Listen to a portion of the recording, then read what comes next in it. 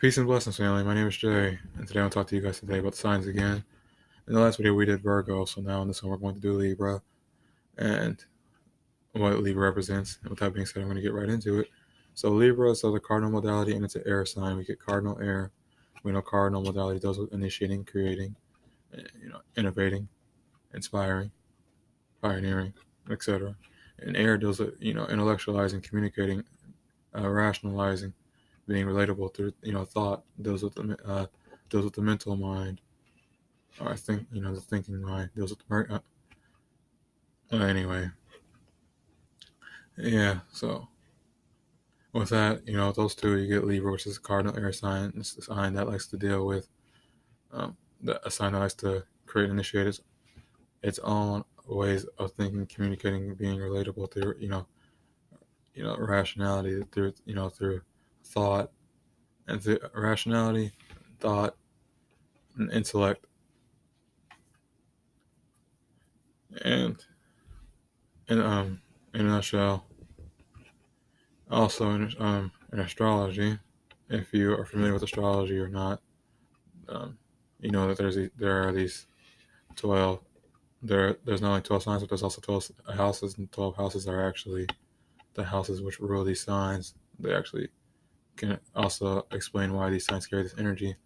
And in Libra, in the seventh house, Libra is ruled by the seventh house, and astrology seventh house deals with and I'll get to making videos about the houses later on, but just for kind of giving an in-depth example as to why Libras act the way they do, which is the sun, which is actions, the moon is the feelings. Anyway, that's other videos as well. Libra is ruled by the seventh house, and the seventh house is the house that deals with relationships, being relatable, and relativity. This is why Libras are also good at being mediators, and they're like the mediators of the Zodiac, and are the sign that likes to sacrifice themselves a lot for others, unlike the opposite sign Aries. Anyway, when you get when you understand that much,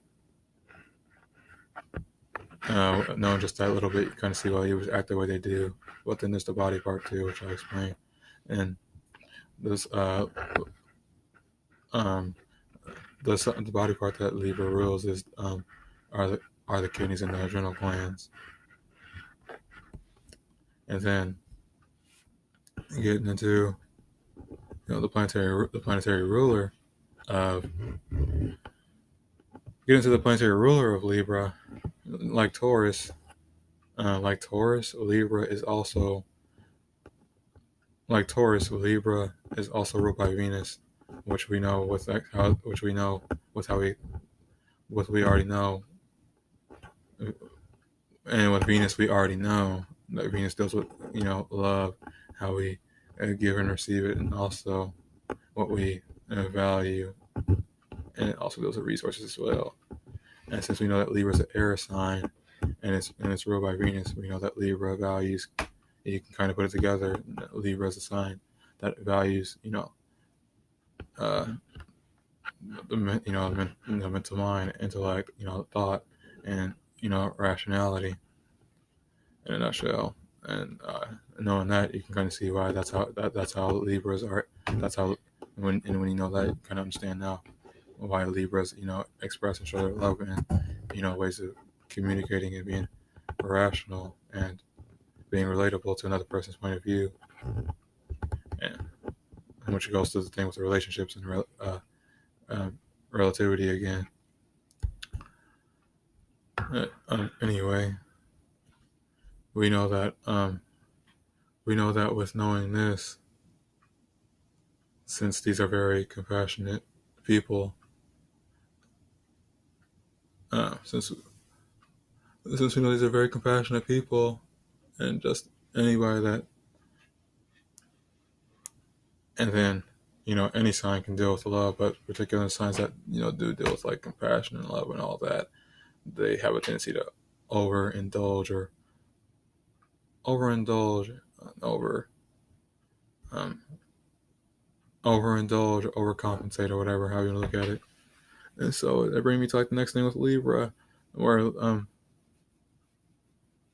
and then another thing with the app, before I get to that part, was that Le, um, Libra is also known as scales of justice. I don't know if I said that earlier, but you guys know what scales of justice are and how that represents balance. And then Libra, since we know Libra is a sign that likes to do mediate, that is it's the sign of the mediator, likes to bring balance. Um, and what was I going to get to with this one? I can't remember what I was going to get to with this one. And another way to not get too lost in that, you could just think of it as the sign of like a balancing. But anyway, with that being said, I'm gonna get back to what I was saying. Since we know that people, compassionate people, more so people that fall under signs that really do deal with compassion, like water and air. Water does it through the emotions, and air does it through like intellect, communication. Anyway, there's the tendency to overindulge and be too giving of ourselves, whether it's mentally or emotionally. And so what will happen here is that the Libra will end up either feeling like it, or um, they'll either end up feeling like they're being taken advantage of because they're showing too much love and being too relatable and trying to and because they're sacrificing themselves too much, or it'll be in the case of where they actually are being taken advantage of by the other person, but they're so the other person, other people, because they're so lost in sacrificing themselves for them that they don't even realize how much they lost themselves into them. So it's either a case where they feel like it, but it's actually not happening, or it's a case where it actually is happening and they may not realize it. But anyway, that can go either way. But the thing here is to the thing you know the thing here with this is to still be a Libra and carry your Libra energy. Most certainly, that's who that's you. But the thing here is to continue to be a mediator and continue to be relatable and continue to be relatable and rational and bring balance. But it, do it, do it on your own terms, or do it like from your, make sure you do it from your perspective and not just completely be lost in the perspectives of those or uh, others or another that you may be giving yourself to. And then a way of a Libra to become more empowered within themselves and not just to empower others is they can is to become more independent and a bit more more selfish, and they can learn this from either any of the fire signs, really, because fire signs they all deal with the self. But anyway, but most importantly, they learn the best from their opposing sign. Opposites attract, opposites bring balance, and their opposite sign is Libra, the sign of the sign that represents the self the best. That actually that's subjective. That could be Leo or Aries, but anyway, Aries is the sign of independence and the sign of being the sign that just goes after what it wants, regardless of the consequences, because that does not that doesn't cross their mind until after it's been experienced. So this is a sign that goes after what it wants. It becomes Aries is the sign that goes after what it wants to make itself more empowered. And how does that work with Libra in particular? Well, when Libra becomes more empowered and loves themselves more and is more passionate within their own life, when they not only will they be empowered,